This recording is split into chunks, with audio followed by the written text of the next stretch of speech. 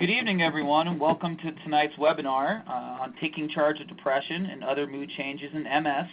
My name is Brian Thompson, and I am the Programs Manager for CAN-DO Multiple Sclerosis, and I will be your moderator this evening. For those of us new to CAN-DO, we are an innovative provider of lifestyle empowerment programs for people living with MS and their support partners.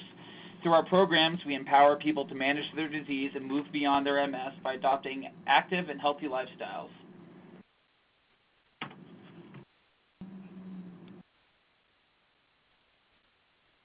You can learn more about CAN-DO MS by visiting our website, www.mscando.org, and you can also learn about our various programs, including our flagship program, which is called CAN-DO. It's a 4-day program.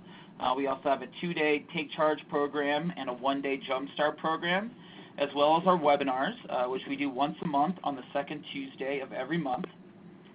You can also visit us on our social media outlets.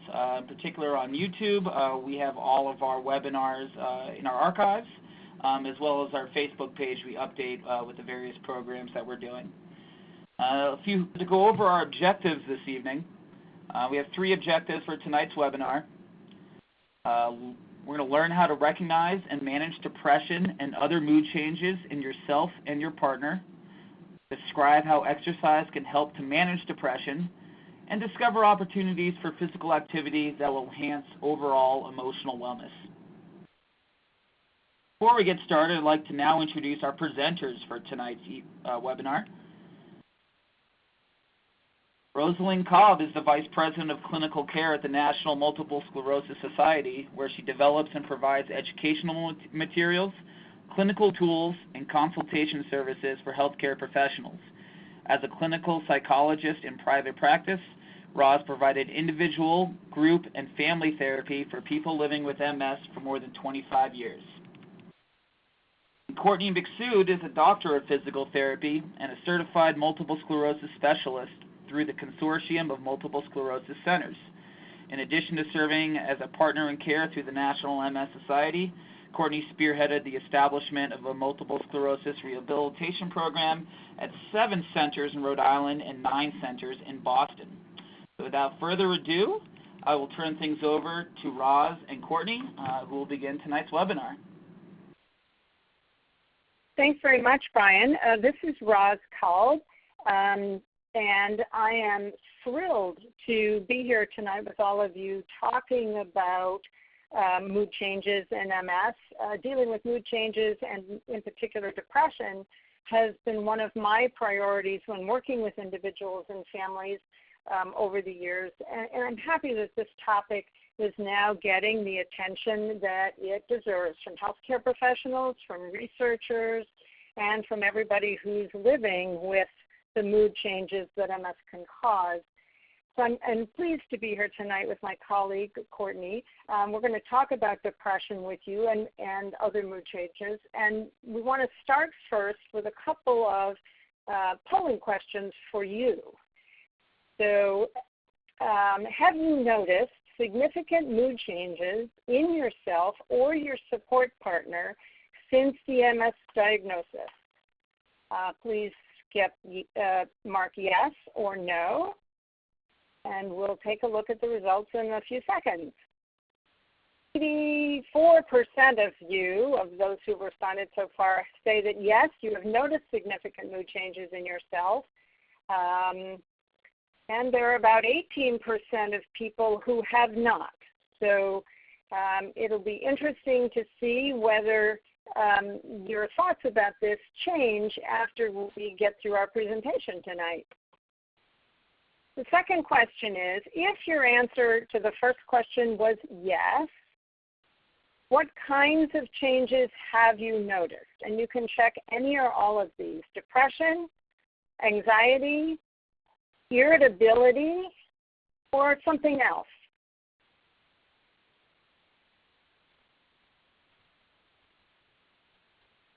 There have been a lot of advances on the research front that point to the potential role of exercise in helping manage these various changes that folks have. So before we talk about the historical perspective on this, I just want to welcome Courtney because she and I are going to be tag teaming on this tonight. How are you, Courtney? Hi, Roz. I'm so excited for the opportunity to discuss the role of exercise in mood management. Roz and I aim to provide knowledge to fuel your journey in taking charge of your own mood. And so now you've had a chance to hear and get to know our voices. We're going to get started. So, Roz, can you tell us what is known about mood changes in MS and why they're so important? Sure. So I jumped the gun a little bit on this slide, but I think what's important for everybody to know is that depression and other mood changes that we're going to talk about tonight, as well as cognitive changes that we're not going to talk about tonight, but we have in other webinars, were described as a feature of MS as long ago as 1877. Jean-Martin Charcot was the first clinician who actually wrote down a description of what we know today to be MS. And he talked about these mood and cognitive changes way back then, and then we proceeded to ignore him for the next many years until about 20 years ago or so, when people with MS and family members, a lot of the baby boomer generation, started to say, stop telling us that mood isn't affected or that cognition isn't affected in MS. I know that things are different for me. We need to find out what's going on. And so we are finally paying attention, and I'm glad because these are really important in people's lives. Why are mood issues so important? Well, all of us have them. People with MS, partners, all the rest of us in the world, we deal with mood issues all the time.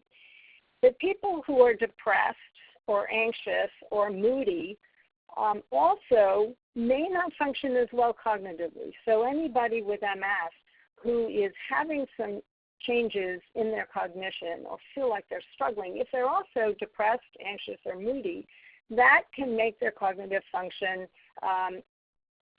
even less strong than it is before. So we want to manage those mood issues as optimally as possible so that people can function cognitively as well as they possibly can. If people are depressed or anxious, they also have difficulty taking care of themselves and others because those kinds of mood changes take a lot of energy, and it's hard to focus on your own self-care when you're struggling with those feelings. We know that people who are depressed or very, very anxious can lose time from work, and they can be very, very irritable, and folks who are irritable are difficult to live with. So for all those reasons, we want to make sure that we're correctly diagnosing and treating those mood changes. The other thing that's important to know is that mood can be affected by medications, particularly corticosteroids, the steroids that are used to treat exacerbations or relapses in MS. And so it's important for people to know that those medications can really make people particularly irritable or feel significant changes in their mood. Now, these are just a couple of little scenarios to highlight something else that's very important about mood changes in MS. They can really impact your interactions with one another. So in this little cartoon, one partner says to the other, "You feel so far away all the time. Are you tired, or are you just tired of me?" So there are two things that are really important about this that I just want to call to your attention. Obviously, people with MS can be dealing with significant fatigue. That can be part of the disease for so many people. But if you're very depressed, it can also add to that fatigue and make you just not have the energy to interact. You pull into yourself, you feel withdrawn. And if a partner doesn't understand what's going on, it's very easy for the partner to misinterpret it. As in this case, the partner is saying, "Are you tired or are you just tired of me?" So it's easy to jump to the wrong conclusions when you don't have an understanding of what the mood change is or how it might be impacting your partner. Similarly, There's something going on. You're so cranky and irritable lately. Did I do something to upset you? So again, it's very easy for a partner who doesn't understand the moodiness or the irritability to take it personally, to feel that it's directed at them, as opposed to a mood change that has to do with the MS itself. So being able to recognize these mood changes and identify when it might be affecting your interactions with one another is extremely important.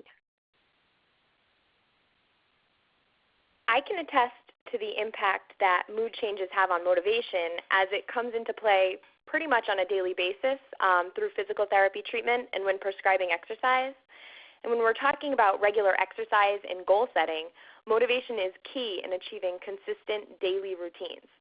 So here I'd like to poll the audience, and I'm going to ask, have you noticed that your mood sometimes interferes with your interest in doing things that are important to you?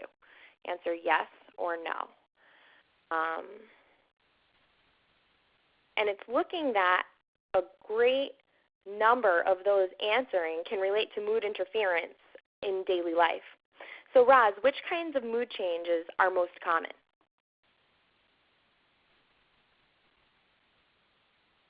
Waiting for the slide to change. So the most common mood changes are the ones you saw in the poll. Depression, anxiety, irritability, or moodiness are the most common. So we're going to start tonight by talking about depression and what we know about it in MS. It is a very common symptom of MS, and I want you to notice how I said that, because I'm making a very specific point here. Like all of the other things that MS can cause, pain, fatigue, vision problems, problems with walking, any of the bladder and bowel issues, any of the symptoms that you can think of that MS can cause, depression is another item on that list. It appears to have multiple causes in MS. We know that there are changes in the brain in people with MS who are depressed that are different from people who are not depressed. So something is going on in the brain itself that increases a person's risk for depression. There are also changes in the immune system of people with MS who are depressed. And that's in addition to the challenges of living with a chronic, unpredictable disease. So depression is caused by multiple factors in MS. It's as important a symptom for you to pay attention to and have treated as any other symptom that you're living with. And as I mentioned before, one of the most important things is that when you're depressed, it can slow your cognitive processing and make your cognitive symptoms, if you're having them, feel even worse. So one of the first things to do when somebody is complaining of cognitive changes or having cognitive symptoms is to get evaluated for depression, because if we adequately identify and treat the depression, some of those cognitive issues may actually get better. Depression also makes other MS symptoms feel worse. So it makes pain feel more painful, fatigue feel more draining. Any of the symptoms of MS can feel worse when you are depressed. Depression is also life-threatening, and we shouldn't minimize this. The risk of suicide in people with MS is significantly higher than the general population. And what's important to know about that is that suicide is not caused by mobility problems or bladder problems or any of the other symptoms that happen in MS. The major risk factor for suicide is under-recognized and under-treated depression.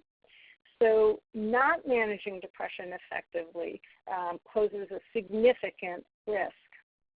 We do know from some excellent research in MS that depression is underdiagnosed and undertreated in the MS population. That's also true in the population at large, but we're not doing a very good job of identifying those people who are depressed.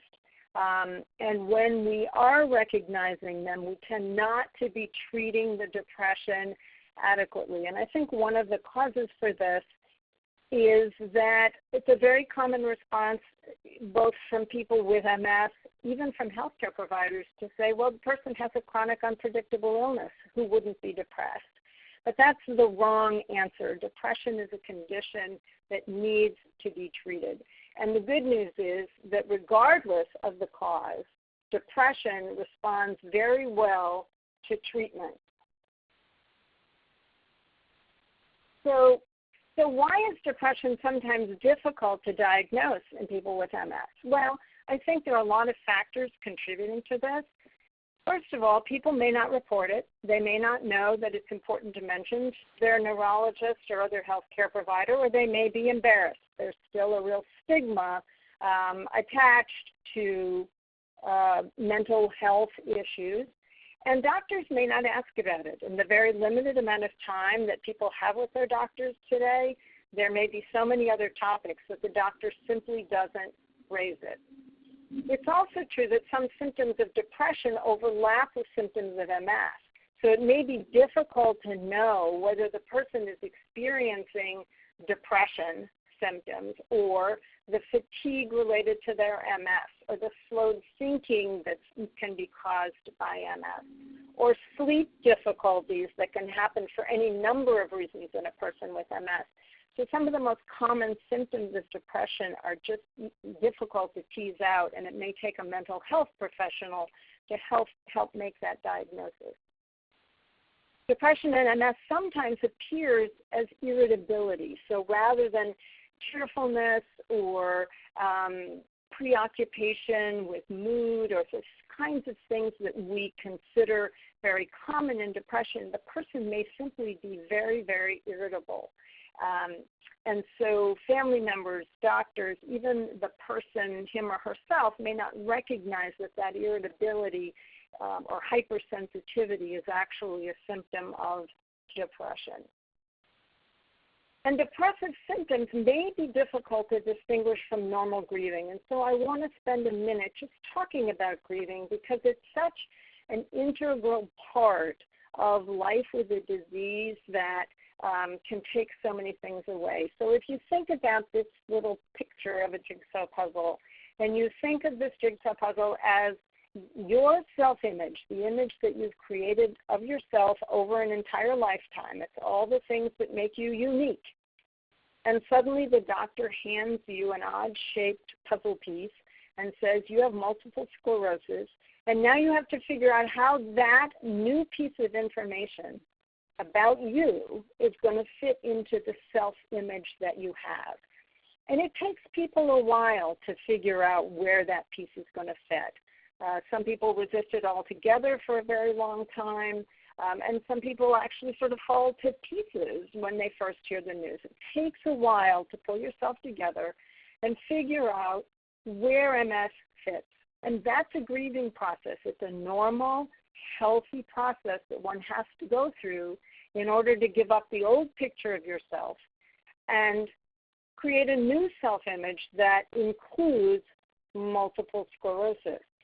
And the trick about MS is that you don't just get to do this once when you're diagnosed. You get to do it every time that MS takes away something that's important to you or makes you do something in a different way than you did it before. Each of those is a kind of loss that has to be grieved over before you can move on and start to take the next steps in your adaptation to life with MS. So what do we know about treatment of depression?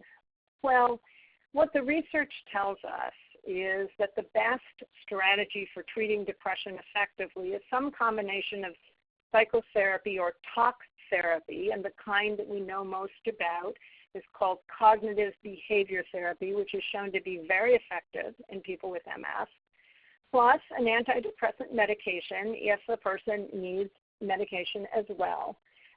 And the combination is the best strategy. And we also know that exercise can be of benefit in helping people who are depressed.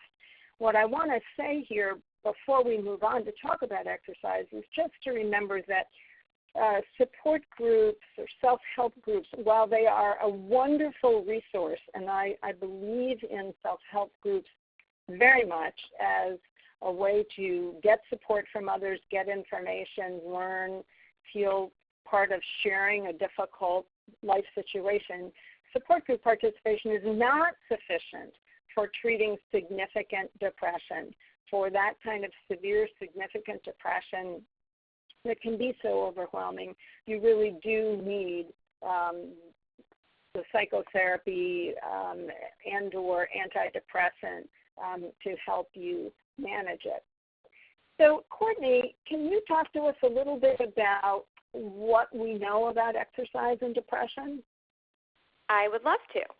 I think it's important to remember that in the general population, the idea that regular exercise has positive effects on depression is widely studied and accepted.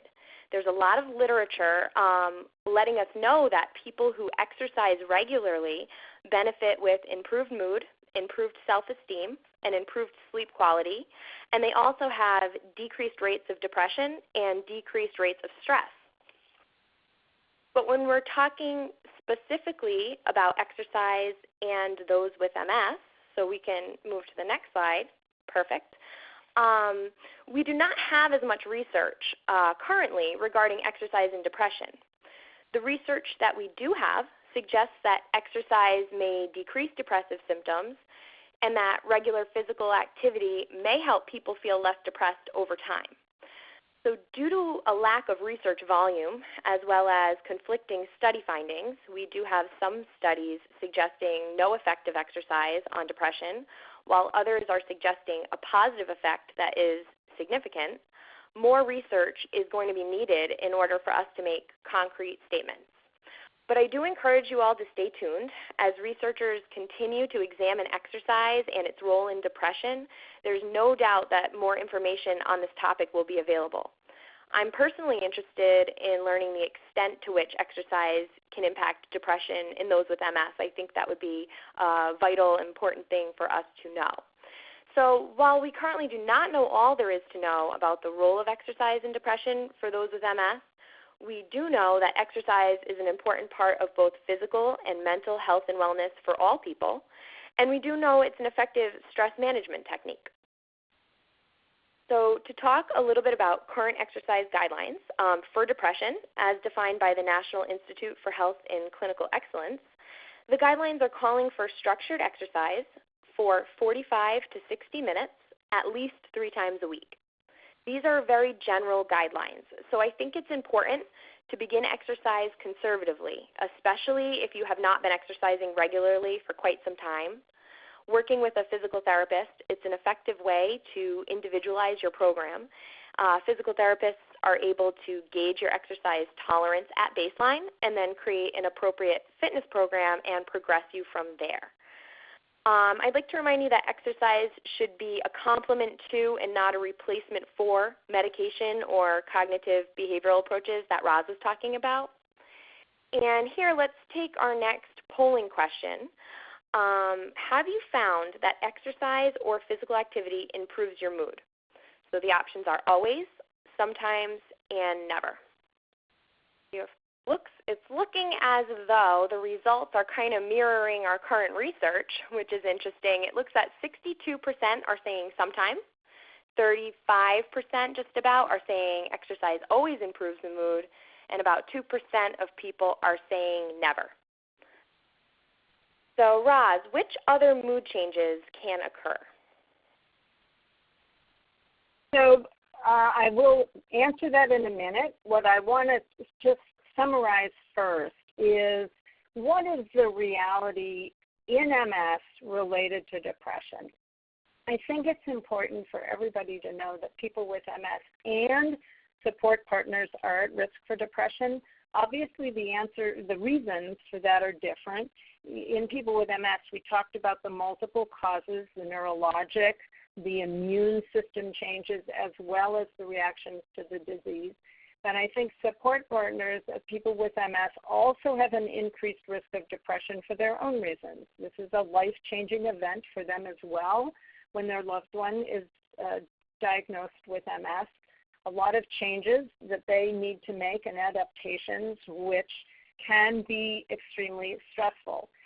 And I think for many support partners, it's also a feeling of wishing they could do more to help their partner with MS, or wishing that they could fix the problem, and feeling somewhat powerless to do that. And sometimes depression can accompany those feelings of powerlessness.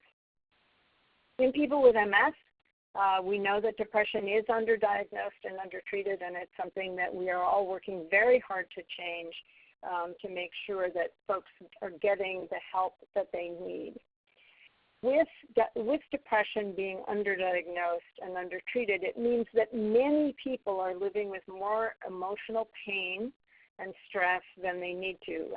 And life with MS is challenging enough and hard enough without trying to do it under the blanket of severe depression. So I encourage any of you who think that you may be depressed to bring it up with your health care provider. There are 2 questions that I think is very helpful to ask yourself at any point in time, whether you're a support partner or a person with MS. And the questions are, have you felt down, depressed, discouraged most of the time over the last 2 weeks? And the second question is, have you lost interest in the things that used to be fun and interesting for you? If you've answered yes to either one of those questions, that's an indicator that you may very well be depressed. So I'm going to say them again. Have you felt down, discouraged, or blue most of the time for the past 2 weeks? Have you lost interest in things that used to provide you with interest and joy and that you liked? If the answer to either one or both of those is yes, it may be important to raise the issue with your healthcare provider. Depression may also be affecting your relationships, interfering with your communication, your intimacy, your ability to problem solve together, and do the things that are important to you in your family or at work. It can also affect your ability to set goals, work with your colleagues, do the things that help you be a productive employee at work. Exercise may decrease your depressive symptoms. You will know if you try, just as the poll said. Some people experience a lot of relief of depressive feelings or sad or down feelings when they exercise. And if it's helpful for you, we encourage you to work with your healthcare provider to find a type of exercise that's appropriate to your abilities or any challenges that you may have. And regular physical activity may help people feel less depressed over time. So it's something to try and build into your routine and stick with. So Courtney asked me about what other mood changes are common in MS, and we're not going to spend as long on these.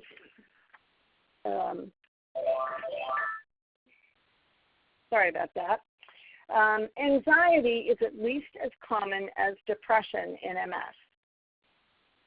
Now, when we talk about anxiety this way, it's not just the anxiety we feel when we're living with unpredictable changes as people are in MS.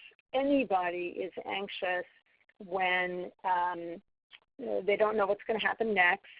They don't know how they're going to feel from one day to the next or week to the next. People don't like not knowing. As adults, we feel like we should be in control. We want to be in control.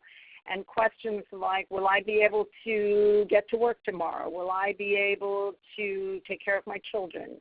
Will I make it to the bathroom on time? Will I be able to continue working? All of those questions cause anxiety because we don't have definitive answers.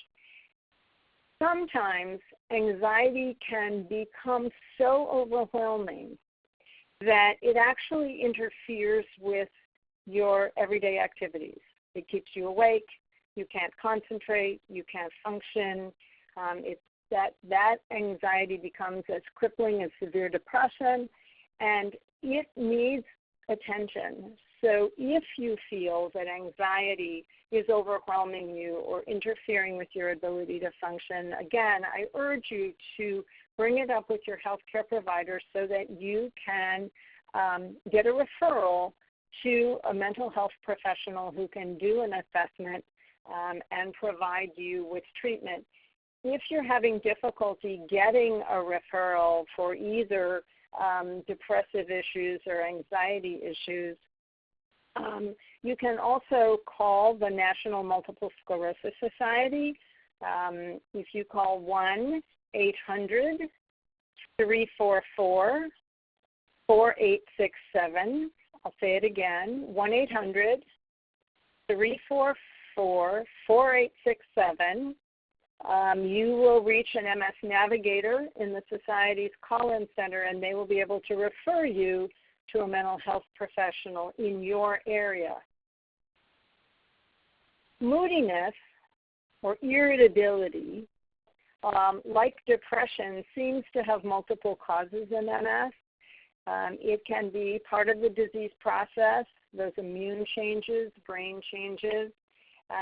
And when I describe it to people, I've often described it as feeling like you're sort of covered with black and blue marks. Everything is sensitive. Anything somebody says or does just triggers irritability, a strong reaction, a hot temper. Family members will describe it as, my loved one used to be this sort of calm, laid-back person, and now hair trigger temper, very irritable, very unpredictable moods. So as I said before, it's important to pay attention to this kind of irritability or moodiness because it can be a sign of depression, but it can also exist on its own, where somebody just feels like a much more irritable person, hard to relate to, hard to get along with. It's important to bring that up as well because for both anxiety and moodiness, therapy or counseling can be very helpful, but there are also medications that can help you to just feel more like yourself. So don't be bashful about bringing up these issues. And again, steroids can make people feel jumpy, anxious, irritable. And the tricky thing about steroids is that if you get treated with steroids for one relapse and you have a very strong emotional reaction, lots of moodiness, up and down moods, that doesn't mean the same thing will happen to you the next time. So you can't predict from one relapse to another what kind of impact the steroids might have on your mood. You just need to be alert to them. If you repeatedly have trouble with your moods when you take steroids, the doctor can give you some medication ahead of time, just pre-medicate you a little bit for the time that you're on the steroids so that the steroids won't have that much of an impact on your mood. I also want to mention something called pseudobulbar affect. I don't know how many of you have heard this term. It used to be called emotional incontinence, but nobody liked that term very much because they felt like they were dealing with enough different kinds of incontinence without having to think about their emotions being incontinent. But what pseudobulbar affect refers to is uncontrollable episodes of crying or laughing. This is a neurologic condition. It happens in other diseases, not just MS, but other neurologic diseases where changes in the brain impact the expression of emotions. And what I mean by that is people who have pseudobulbar affect will find themselves laughing uncontrollably or crying uncontrollably in situations that don't seem to fit the bill for those emotions. So either the reaction is totally out of proportion to the situation, So they start crying or they start laughing and they can't stop, even though it's not a very sad situation or it's not a very funny one. Or the laughing or crying happen even when there's nothing going on to stimulate it. So somebody can burst into tears watching a comedy or simply trying to have a conversation with their boss or their spouse. It's not upsetting. The tears just start or the laughing just starts and they don't know where it's coming from. It's very embarrassing, and it's certainly confusing to others around that person because they don't understand it. So pseudobulbar affect only happens in about 10% of people with MS, but I like to alert people to it because if it was happening, it's very disconcerting and very embarrassing. And the good news is that pseudobulbar affect responds very well to medication. The same antidepressants that are used to treat depression can work very well with pseudobulbar affect, and there's also a medication called Nuedexta, which is actually approved for the treatment of pseudobulbar affect in people with MS and other neurologic conditions. So it's not something that you have to just live with. It responds very, very well to these medications. So, Courtney, do we know anything about the role of exercise in these other mood changes? Similar to the depression sphere with our research, we don't have enough research right now in the MS population to make definitive statements regarding anxiety and other mood changes. But we do know that many benefits of exercise are specific to those who have MS have been proven. So we know that for those with MS, exercise improves muscular strength, aerobic capacity, or the function of the heart and lungs. It improves mobility and fitness levels, and it also improves overall quality of life. It also reduces fatigue levels and comorbidities. Additionally, exercise can create social outlets when attending group fitness classes or gymnasiums, and it's effective with weight loss. So with this list of benefits, I think we can all agree that carving out some time to exercise really is worth it. So what do we need to consider when planning our exercise routine? Well, the type of exercise you choose should have components of aerobic and strength training, as both are important. As we mentioned earlier, you want to begin conservatively and build your tolerances. This would mean starting with shorter bouts of exercise and building into the suggested 45 to 60-minute sessions. And for those with MS, it's vital to keep core temperature under control, and there are a few ways to do this. You want to consider your setting, so either indoors in an air-conditioned or otherwise adequately cooled environment, outdoors in climates that are not extremely hot and humid. Any of you tuning in from New England, today was not the day for outdoor exercise. And you may also want to consider the time of day and aim to exercise either in the morning or evening and avoid the heat of midday. Aquatic exercise is another great option. Be sure that the pool you exercise in, though, is kept at about 81 to 83 degrees, and that's the National MS Society's suggestion on water temperature for those with MS. Utilizing cooling garments can be a great way to keep cool. And I want to stress the importance of hydration here. It's always important to have cold water with you and drink.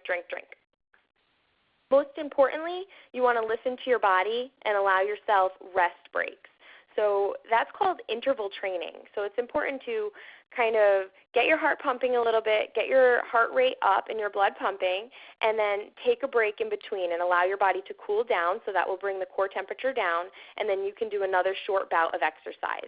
And it's been found that if you do 2-minute bouts of exercise, say, with 2-minute breaks in between, if you do 5 bouts just like that, it's just as effective as doing 10 minutes of continuous exercise. I was going to ask, for those people who aren't able to do exercise the way they did it before, whether there are ways that it can be adapted. Oh, yeah. There's plenty of ways to adapt exercises. So actually right on this slide are a couple of links. The top one is to get you going with aquatic exercise, if that's something that sounded interesting to you when we were just talking about it. The second slide is a chair workout routine, and it actually has two components. One component is strength training, and the other is a cardiovascular workout. But pretty much all exercise, all activities, and all sports can be adapted. It just takes a little creativity and a little research, because a lot of these activities have already been adapted, and if you do a little research online, you'll probably find interesting ways to do the same activities that you once knew and loved, but maybe with slight variations. So I would suggest that you explore your options in your local community centers, YMCAs, gymnasiums, physical therapy centers, or even exercise videos on YouTube, similar to the links that we've provided. So how, you may ask, do we cultivate motivation when motivation is low? And the most effective way to manage low motivation due to mood changes is to treat the underlying cause or causes. So to echo Roz, the treatment options exist, and they can be very effective. But some additional tips here on how to increase motivation in order to initiate and, really most importantly, remain regular with your exercise routine include exercising in a group setting or with a partner. You'll get those social benefits there, and you'll have a little accountability if somebody's waiting for you to show up. Setting goals and tracking your progress towards them, it's a great way to prove to yourself that you can do what you're setting out to do. Building a routine and really sticking to it, penciling it right into your planner as if it's an appointment with someone else, but it's an appointment with yourself. And then providing yourself enjoyable music or scenery, engaging your senses, and making the experience fun.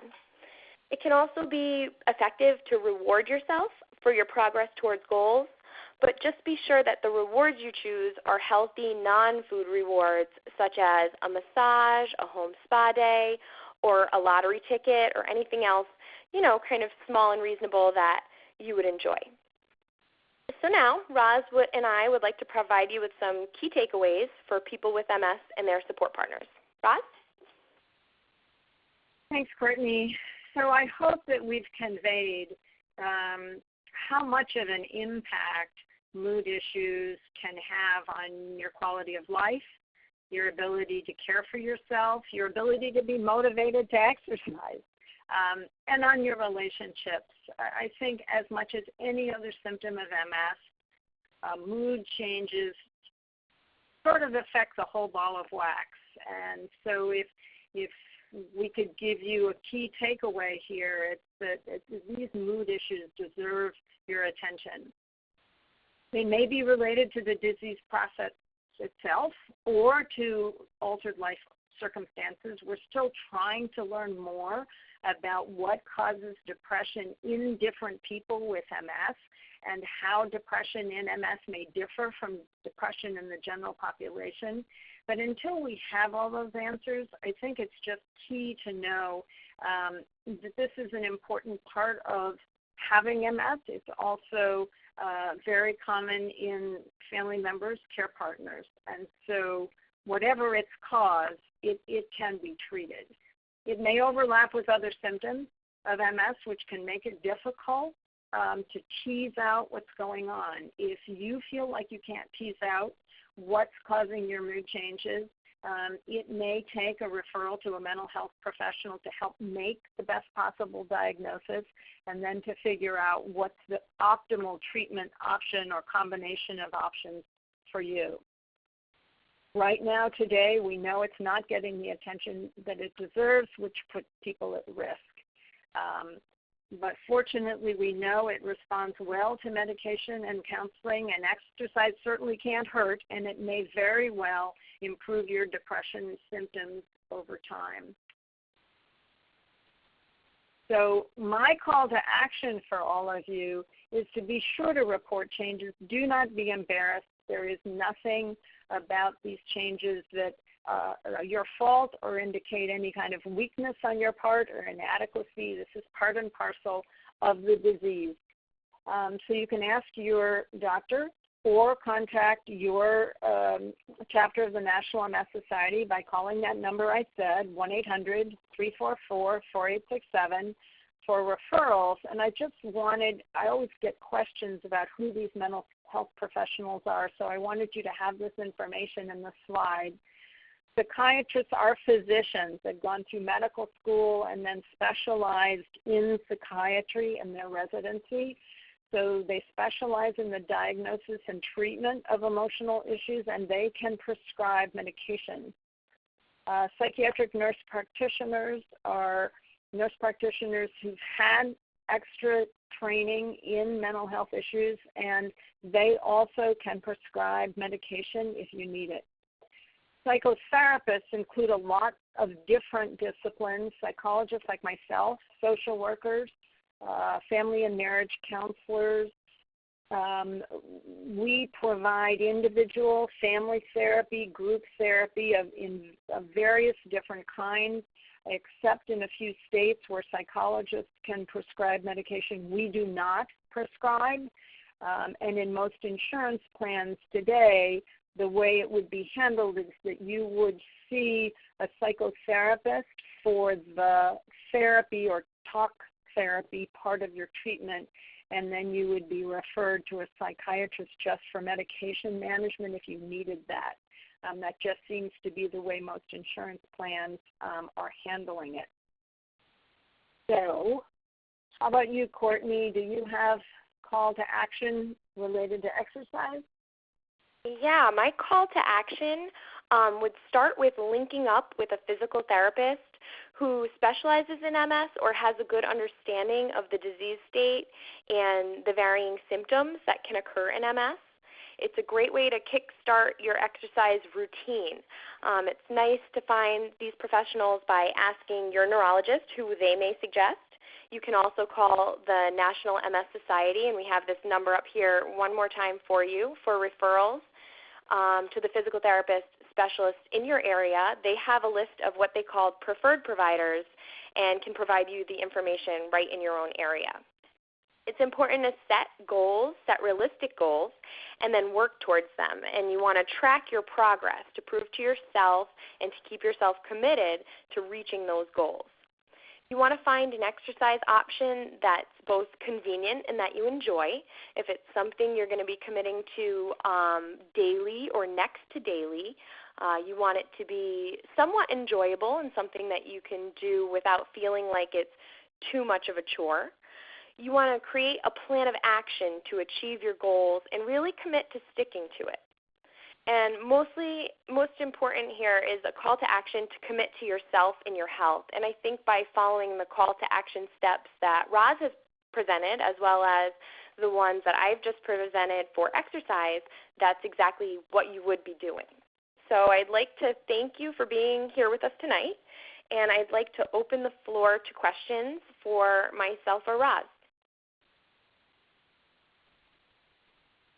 The first question, which I found interesting, is do you have advice for a support partner or caretaker who wants to help their spouse get help without making them get help? And their point is that they're attending tonight's webinar, but the spouse didn't want to, and they find that the irritability and the mood changes are actually the support partner's fault and not part of the MS. So what advice would you have for that? Well, I'm sorry that the person with MS, if I'm hearing the question correctly, the person with MS did not want to listen and is assuming that the irritability is caused by the support partner. So I think one of the key messages tonight, which I would just try to convey, is that these mood changes are part of MS. That doesn't mean that the support partners never do anything that are irritating. All of our partners occasionally do things that are irritating. But I think it's trying to convey that this is part of the disease, and maybe with some treatment or maybe with some couples counseling, one, can begin to sort out, okay, what are relationship issues? And what is it that I as a support partner may be doing that's causing you to be unhappy, but what can we do about any mood changes that come from the disease itself? One of the challenges about this particular situation is that you as a support partner may be the last person who can really convey this information. It may need to come from the doctor. It may need to come from somebody in a self-help group, because you may be in a position where the things that you're saying just aren't being heard. So I would call the National MS Society and ask for some of their materials on mood. We have some excellent brochures, and perhaps your partner would be willing to read those if and that might help jumpstart the conversation. Great, thank you, Roz. Courtney, this is a good question for you. We have one listener who wants to know how to figure out how long they should be exercising aerobically for. They go for a couple minutes on the elliptical trainer, and then they get discouraged because they don't think they are going long enough, and then they don't want to continue. So what's a good way to figure out how long they should be exercising for? It's a really good question, and I think there's a few ways to answer that. So what I would say first is that it depends on what is limiting you. So if you're feeling extremely fatigued and just pretty much pooped after a couple of minutes, my suggestion would be to do a couple of minutes, maybe 2 or 3 times a day. So let's say your limit is 2 minutes at baseline, and you're really feeling just very fatigued and possibly out of breath after 2 minutes. I would say do 2 minutes, maybe closer to the morning, 2 minutes closer to the evening. Be consistent with that and do that 4 to 5 times a week. And then I think you'll see your fitness level improving, and before you know it, you'll be able to do 3-minute bouts and then 4-minute bouts, and it will grow that way. If you're noticing that after 2 minutes, say on an elliptical trainer, your legs are getting really weak and tired, although the rest of you is raring to go and really willing to continue going, you could try something like a seated elliptical, which still moves both arms and legs, and I'm sure that you'd be able to do a little bit longer there. You could also try a stationary bicycle or a recumbent bicycle, and then I think you'd be able to exercise for a little bit longer. And then I would couple that with a strength training program for your legs in order to make you able, after, say, 6 weeks of consistent training with this program, to get on the stand-up elliptical perhaps and do longer than where you started with. Great, thank you, Courtney. Another question, some more questions we received was about the link between fatigue and nutrition and how those two aspects affect depression and how those are linked and kind of what to go after first. And the two of you had talked about how depression is just one piece of the puzzle, but maybe you could speak to a little bit about specifically fatigue and nutrition and how those are all kind of woven together. Okay, well, I'll start, and then Courtney, you weigh in if you want to add something. So neither one of us is a nutritionist, so you've asked a tough question. That I think that we know that fatigue in MS is caused by a lot of different factors. So there is what we know of as primary MS fatigue, which is a neurologic symptom that's caused by changes or damage to the myelin, which slows nerve conduction, and we think that's what causes that basic fatigue that is so intense and so unique to MS. But before we get to a diagnosis of that fatigue, we first have to look at, are people getting a good night's sleep? Is it being interrupted? Are they eating a nutritious, balanced diet that gives their body the nutrients that it needs? That means you're not eating a diet of Twinkies, which gives you a sugar high and then you crash. No offense to Twinkies, I love them, but a sugar high that makes you feel energized very briefly and then causes you to crash. So it needs to be a balanced, healthy diet so that you're not too fatigued. So the thing that complicates this and what makes the question so complicated is that if you're depressed, you can feel very, very fatigued just from the depression. So whether you have the fatigue of MS or whether you have the fatigue that's caused by poor nutrition or interrupted sleep, if you're depressed, you can feel like you just can't get enough sleep. You can't feel energized at all. So it's really important to tease out all of those factors, the fatigue, the depression, the sleep problems, the diet, so that you know that all of them are in as good a place as they can be, so that you feel your best. It's very hard to tease out those factors. It's a great question. So I'm going to agree with everything Roz said. I'm just going to add that exercise has been shown to decrease fatigue levels in those with MS. So exercise itself can be a great additive to decrease some of the fatigue that one may be experiencing. And I'd also like to echo what Roz said about food being fuel for the body. So especially if you're exercising, you want to make sure that you're taking in an adequate amount of food and that you're taking in balanced calories so that you can feel your best and then exercise your best and be your strongest. And this is Roz again. One other thing related to that is that I think many people with MS who have bladder issues tend to restrict their fluid intake because they're so worried about having to pee all the time. But that lack of adequate fluids can also contribute to fatigue and can also just make you feel less than your best. So if you're having bladder symptoms as well, it's very important to get those managed so that you don't need to worry about them so much, because you need adequate fluid intake in order to exercise. You need adequate fluid intake in order to feel your best.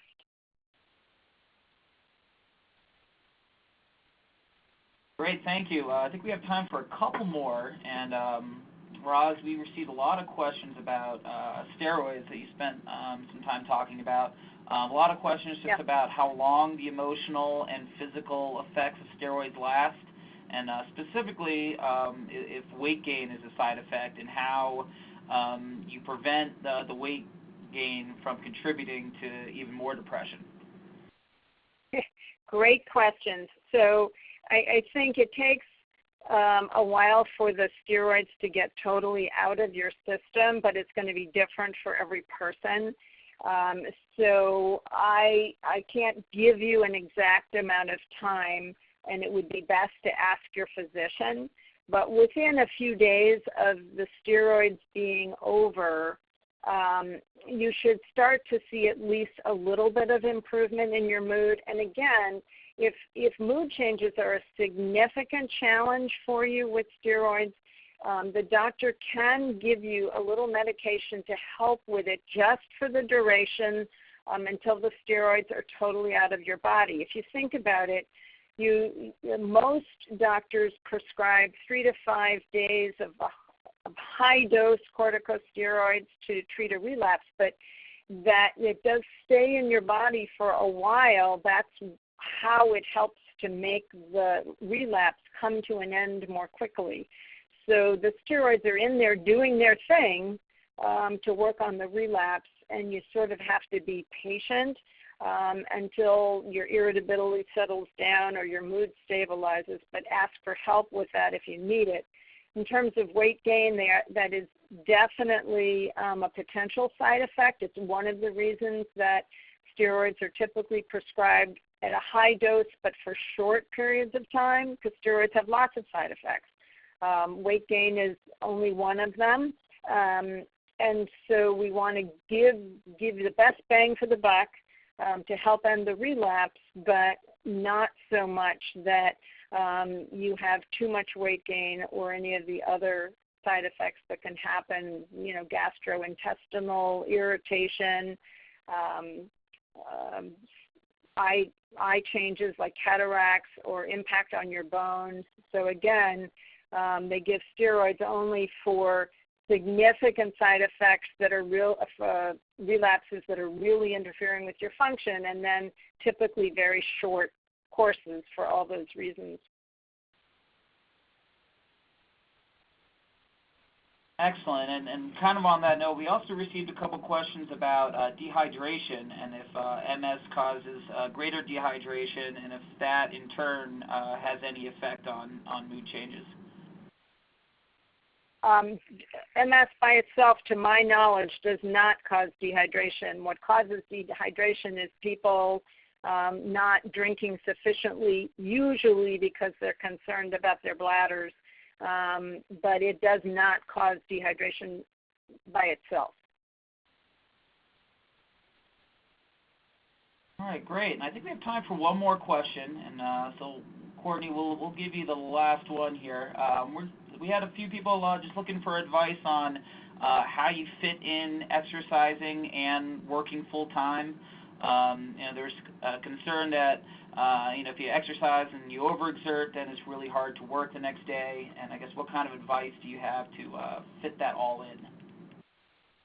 My best advice would be to start conservatively and start slow. So a good rule of thumb is that if you begin exercising and after your bout of exercise, you may feel a little tired or your muscles may feel fatigued for about 2 hours. If you're feeling kind of exhausted beyond that 2-hour period, then that's a sign that you've probably done a little bit too much right out of the gates. So I think people have an idea of doing longer bouts of exercise, but I mean just starting with just a few minutes is a great place to start as your body gets used to this routine, and you can build from there. And then also because exercise does have the effect to decrease some of the fatigue that you're feeling, I think once you get going into a regular routine, even if you start with just a few minutes a day, you'll start feeling a little less fatigued, and it will feel more doable to fit exercise in with the full-time job. So my suggestion would be if you are a morning person and have always been a morning person, then try to do just a few minutes of exercise before you go to your full-time job. Whereas if you've always hated the morning, then it's probably not a great idea to try to get yourself up extra early and exercise. You may have a better outcomes if you try to exercise right when you get home and before you really kind of sit down and unwind. And again, just start with just a few minutes. It shouldn't be completely draining to start out with, and kind of just be consistent with those shorter bouts, and then you can build from there. All righty. Thank you so much, Roz and Courtney, for... Oh, yes. This is Roz, and I just saw this question about insomnia. Can I just take a minute and answer that? Because I think it's really important. Sleep is a major issue in MS for a variety of reasons. And, some people with or without MS can have insomnia. And if you have insomnia chronically, it's important to talk to your doctor about why. But in MS, it's just important to remember that a lot of things can impact your sleep. We know that MS can actually change people's sleep cycles so they don't go through the regular sleep cycles, and that can contribute to their fatigue. Depression can make people either have difficulty falling asleep or staying asleep. So depression in a person with MS or in a person in the general population can interfere with sleep. And if your sleep is chronically interrupted by multiple trips to the bathroom or pain from spasticity or nerve pain in MS or periodic limb movements that happen in people with MS more commonly than in the general population, all that can contribute to really poor sleep at night, which can contribute to your fatigue. And when you're more fatigued, that can make your depression worse. So it can become a pretty vicious cycle. So for any of you who are having major sleep issues or feel like you have insomnia, I would not hesitate to bring that up with your MS doctor and see if you can tease out what's going on. Thank you. Great. Thank you for adding that, Roz. And thank you and Courtney for both presenting tonight. And thank you to everyone who joined us with some great questions. I would like to know we did receive quite a few questions on local resources, so where to find local exercise facilities and medicinal resources. We'd highly suggest you contact your local chapter of the National MS Society for those local questions, and they can definitely be able to help you. Real quick before we leave, just some resources here at Can Do that you may be interested in. Our e-news archive has monthly e-news articles from our Can Do MS staff featuring upcoming events and programs. We also have the Ask the Can Do team, so you can submit your questions online and receive answers from our team of MS experts, as well as our Can Do library, which has library articles and audio library articles that you can listen and download MP3s. A few of you asked if you can get a copy of this webinar, and it is available on our website, www.mscando.org. Also, if you go to www.iconquerms.org, this is a great research network that are seeking to improve healthcare and advance medical knowledge. So we encourage you to go to this website to help their research efforts. And in honor of our founder, Jimmy Huga's birthday on September 22nd, we are declaring it Can Do Day. So you can join us in celebrating his Can Do philosophy by submitting your Can Do photo pledge of what you can do. It could be an activity, an attitude, or a personal mission. You can upload it onto our website, and every vote you get raises awareness and inspires others to join the movement. And the photo pledge with the most votes can win some great prizes. And finally, our next monthly webinar is on October 13th at the same time, 8 p.m. Eastern, and it will be another very important topic. This is fatigue management. We'll be joined by Julianne Hansen-Zlatev and Patty Bobrick. We'll be talking about tips to keep you going and avoid being tired. So please join us live from the convenience of your home or office at no charge to you. And for those participating live tonight, once this presentation is over, you will receive a survey on your computer screen. There's a new survey format, so please take a moment and complete the survey and share your input. Your feedback helps us continue to improve our webinars. You will also receive a copy of tonight's webinar, the slides via email. So thank you for joining us. Thank you, Roz and Courtney, and we hope everyone has a great evening. Thank you.